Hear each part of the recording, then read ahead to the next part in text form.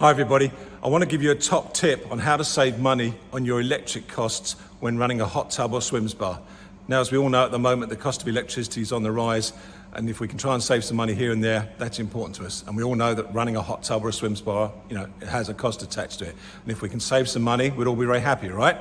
So, there's two things I need you to do this tip, and this is going to save you an awful lot of money.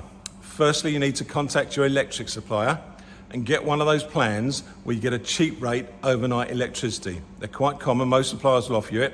You can get a cheap overnight electricity plan. And the difference is, during the day, the cost per kilowatt hour is probably about 35 pence per kilowatt hour, but the overnight rate will be vastly lower, probably half if not less, okay? So that's the first thing, make sure you're on that type of plan where you get a cheap overnight electricity.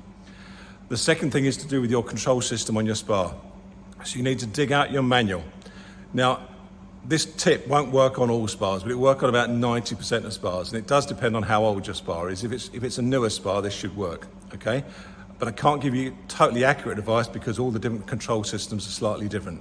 So you need to dig out your spa manual, and if you haven't got your manual and you can't find it, contact your supplier. I'm sure they can give it to you, or you can download it somewhere. Obviously, if you bought the spa from us, give me a shout and I can guide you through it.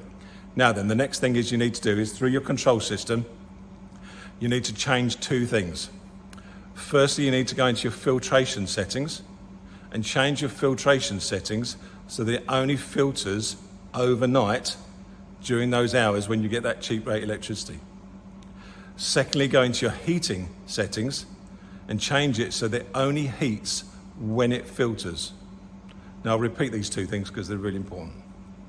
Go into your filter settings and change the filter settings so that it only filters overnight in the hours where you get that cheap rate electricity. Obviously, you need to know which hours those hours are.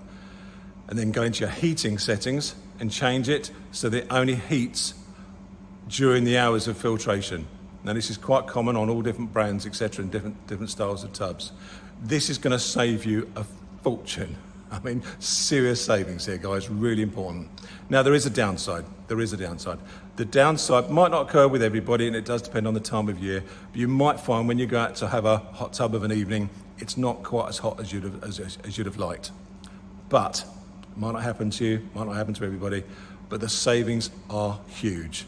So do yourself a favor, get on this, and get on this now. Cheers, guys.